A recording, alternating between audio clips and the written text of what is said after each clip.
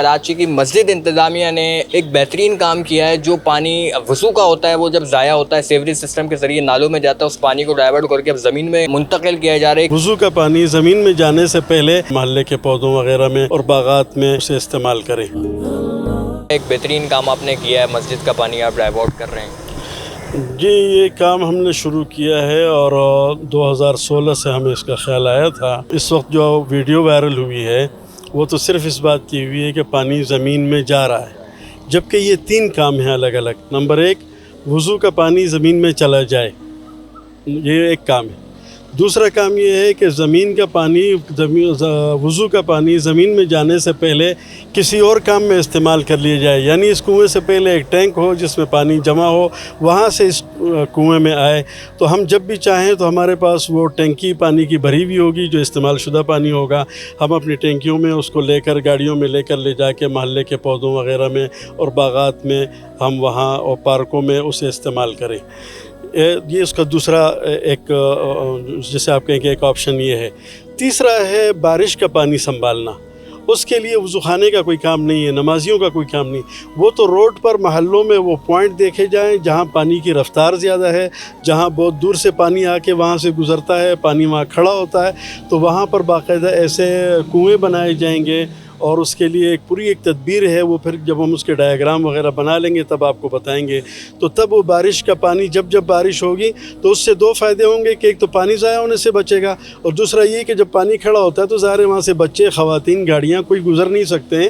تو یہ پانی جب ہم زمین میں پہنچا دیں گے اور جگہ اوپر خالی ہو جائے گی تو آمد رفت کا کام جو ہے وہ لوگوں کے لیے بہت آسان ہوگا, جو ایک بڑا نیک کام ہے. اچھا, مجھے یہ بتائیے گا اس میں تقریباً کتنا خرچہ آتا ہے اور یہ کس طریقے سے مینیج کیا گیا ہے؟ زمین نرم ہو یا سخت ہو تو اس حوالے سے پیسے بڑھتے گھٹتے ہیں. کہتے ہیں کم سے کم 80,000 روپے تو اتنے کام کے مسٹ ہیں کہ وہ لگیں گے. اور اگر زمین سخت ہوئی یا کنواں وضو خانے سے دور ہوا تو پھر اس حوالے سے یہ ہوگا کہ کاسٹ بڑھتی چلی جائے گی, اور وہ کہتے ہیں کہ 2 لاکھ سے آگے نہیں بڑھتی. میں یہ سمجھتا ہوں کہ جتنے اس کام کی اہمیت ہے اس میں 2 لاکھ روپے کی کوئی حیثیت اور کوئی اہمیت نہیں. اچھا امام صاحب, یہ بتائیں وضو خانہ آ گیا تو یہاں سے کس طریقے؟ دیکھیں, یہ بات یہ ہے کہ یہ ایک وضو خانہ جس میں تقریباً 70 نلکے ہیں.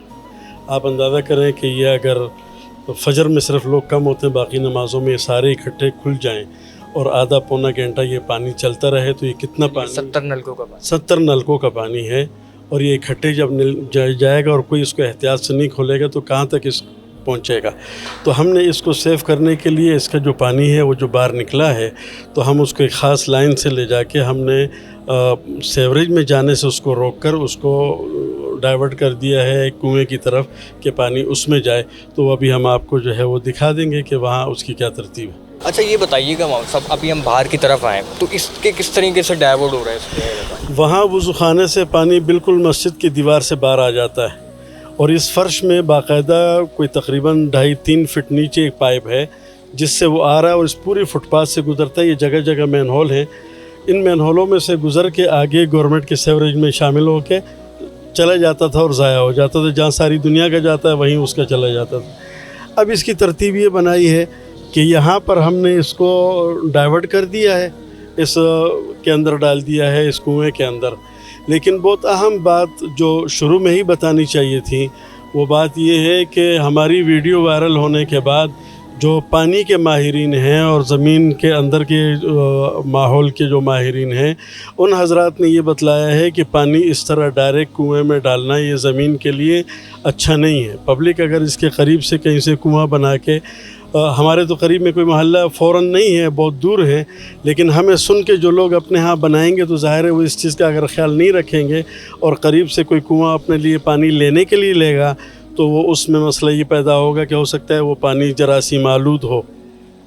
تو میری لوگوں سے یہ گزارش ہے کہ ہم ماہرین آپس میں ہم نے ان کو ملا دیا ہے, جوڑ دیا ہے. ایک کمیٹی بننے جا رہی ہے جو کہ باقاعدہ اس کا ایک ڈایاگرام بنائے گی جو کہ تمام لوگوں کو قبول ہوگا, سائنسی لوگوں کو قبول ہوگا, ارضیات والوں کو قبول ہوگا, اور وہ اس چیز پر مطمئن ہوں گے کہ کسی قسم کی بیماری اس پانی میں نیچے نہیں جائے گی، اس سے پہلے ایک ایسا ایک انتظام کیا جائے گا، ایک سسٹم لگایا جائے گا کہ پانی اس میں سے گزر کر اس کی وہ جراثیم کافی حد تک ہم وہاں روک لیں گے، اس کے بعد کا جو نتھرا ہوا پانی ہوگا، صاف ہوگا، وہ زمین میں جائے گا، اور پھر اگر اس کو آس پاس سے کوئی زمین سے دوبارہ نکال کے استعمال کرے گا تو اس سے کوئی فرق نہیں پڑے گا۔